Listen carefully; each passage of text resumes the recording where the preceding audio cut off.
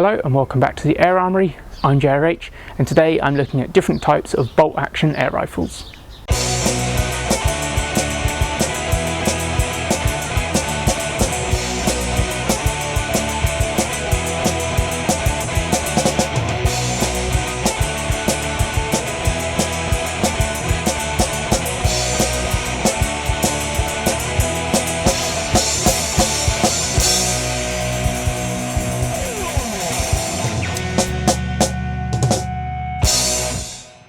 This is a continuation of my infrequent video series where I compare certain features of air guns, and this one is on a subject close to my heart.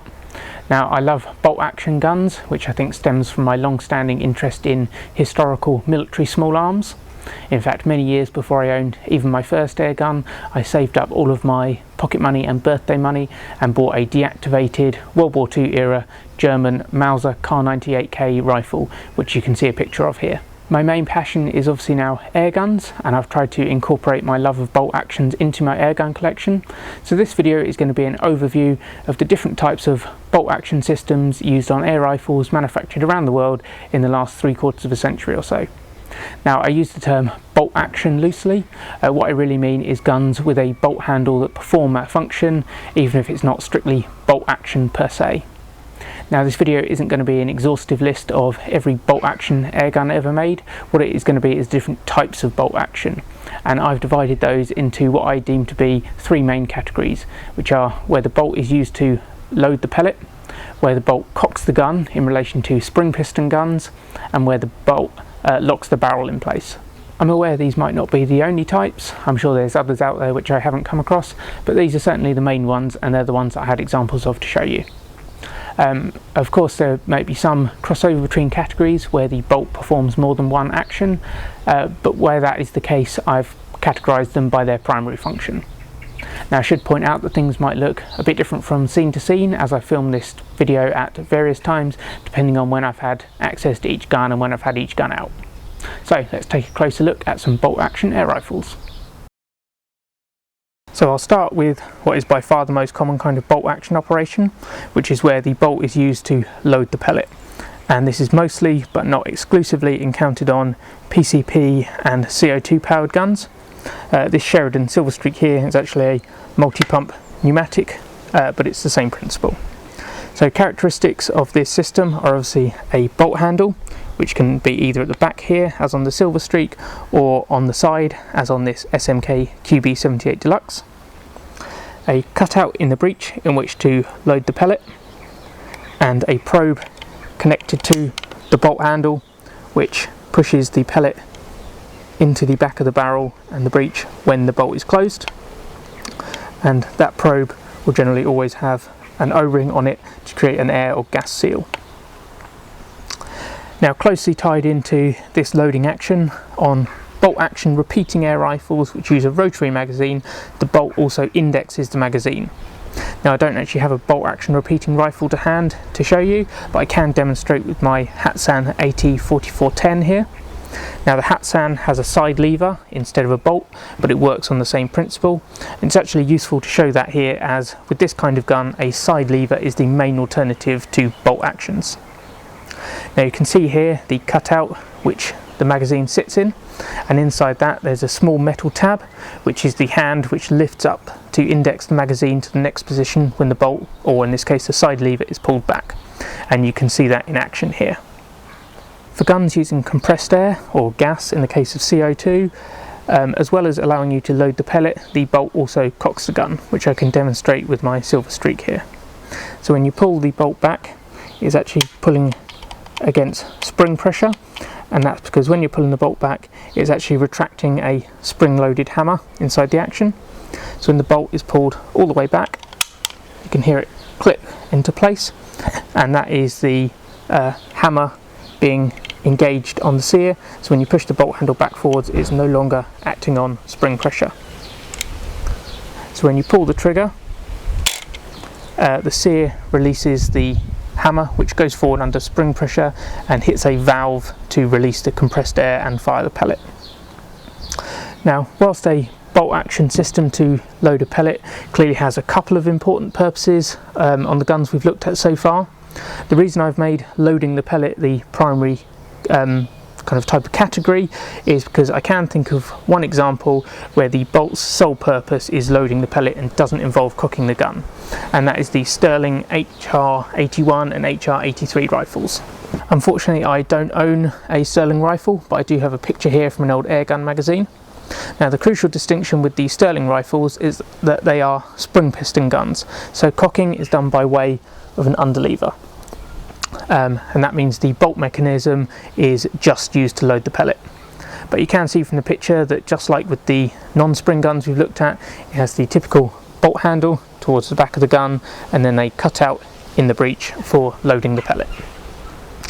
Now, looking at the advantages and disadvantages of a bolt action system like this, it's quite hard to assess, as the bolt action system has been developed and refined on firearms over the last couple of hundred years, so that it is now largely a tried and tested system that works well. The only real alternative is the side lever, which you saw on the Hatsan, which some people do prefer as it generally takes less force to cock. The Sterling rifles are a slight anomaly in the category of bolt actions, with its own set of specific advantages and disadvantages, but I'm not going to go into those here, as I have covered them fully in my video on underlever loading mechanisms, which I'll put a link to in the description below. So here I have my Sheridan Silver Streak. So to load it, I lift up the bolt handle and pull the bolt back, which brings back the spring-loaded hammer and cocks the gun, and it also withdraws the pellet probe, which allows me to load my pellet into the breech. So then push the bolt handle forwards, so that probe then pushes the pellet into the end of the barrel, and then use the bolt handle to lock it down in place, ready to fire.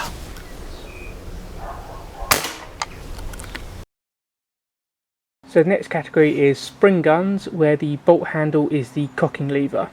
So pulling the bolt handle compresses the mainspring. Now I have a couple of examples here. Late 1940s CZ VZ-47 military training rifle from Czechoslovakia, and a mid-30s Mars 86 cadet training rifle from Germany.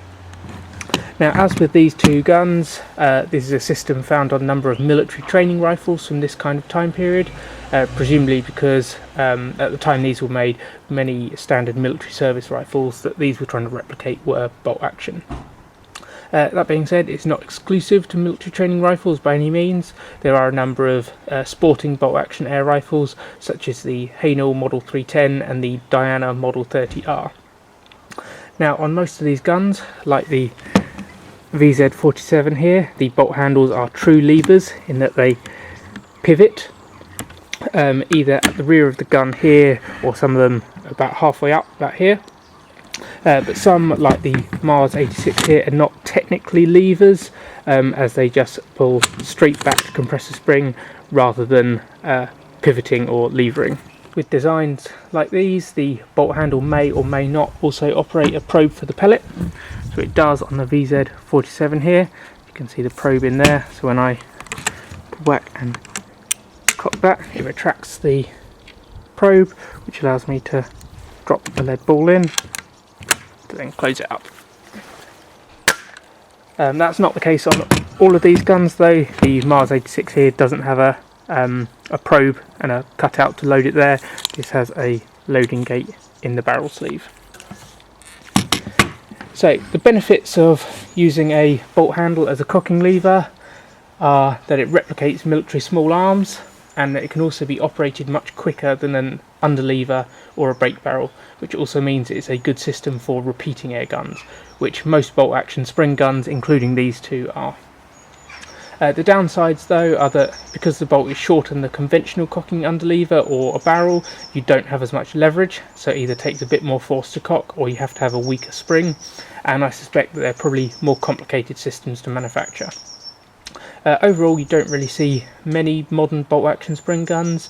They never really caught on like brake barrels or underlevers, but I really like them. So here I have the CZ VZ-47. I've already got a lead ball in the hopper. So to cock the gun, I'm going to unlock the bolt handle and then pull it or lever it back, which compresses the spring and also retracts the probe, which allows that lead ball to drop back down in. Then I push the bolt forward I turn it down to lock it, and it's ready to fire. I then have the Mars 86, so there's already a pellet which I've loaded through the loading gate, and this one, not so much a lever, but pull it straight back, and this one actually compresses the spring when I push it forward. Turn it down to lock it in place, and then fire. The last of the main categories of bolt actions is where the bolt is used to lock the barrel in place, and there are a couple of examples I can think of for this. The first is on the Webley Mark II service air rifle, which you can see here. Now, most of Webley's guns, which utilise their distinctive barrel over main cylinder design, such as the Mark I rifle and the senior pistol here, used one form or another of spring-loaded catch to lock the barrel in place. But on the Mark II service, Webley went for a bolt handle attached to a rotating collar which locks the barrel in place. So if I lift up the bolt handle all the way over, it releases the barrel, and the way that works is on the inside of this rotating collar there is a locking surface which interacts with this cutout in the barrel to lock it in place. Now, as you can see, there is a little bit of give in the barrel, and that's because this locking surface is actually angled, so that when you close the bolt handle it actually cams the barrel backwards to secure it and clamp it tightly in place against the breech seal. This is undoubtedly not a common method of securing a barrel, and is largely only possible with this design. The camming action of closing the barrel keeps the barrel locked tight, and there's probably less chance of things loosening up over time as on some other brake barrels. The downsides though are that it will be quite expensive and complex to make, so I doubt we'll see a design quite like this again, especially as it was probably also done to mimic the bolt action service rifles of the time. Now, the other example I can think of where a bolt action is used to lock the barrel in place is on the Hatsan torpedo, which you can see a picture of in the Airgun World buyer's guide here. Now, despite this also being a spring gun and essentially carrying out the same function as the Webley Mark II service, it actually operates completely differently. The torpedo is an underlever, and as I understand it, the barrel is essentially free floating in a barrel sleeve, and the barrel itself is the bolt action, as you slide the barrel forward to load a pellet into the rear and then pull the barrel back and lock it into place using a small bolt handle attached to the barrel itself. So here I have the Webley Mark II service air rifle. So to cock it and load the pellet, I open the bolt handle all the way over, which releases the barrel. I then cock the barrel and load a pellet into the breech of the barrel like with any other brake barrel. I then return the barrel and close the bolt handle to lock the barrel in place, and then that also cams the barrel back tightly against the breech seal, ready to fire. So there you've seen most, or at least the main different types of bolt action air rifles. Now, I'm sure a lot of you will have been familiar with most, if not all of them, but hopefully you've learned something about the slightly more obscure ones. So thanks for watching, hope you found the video interesting. If so, be sure to like, comment and subscribe to the Air Armoury, and until next time, keep your arms in the air.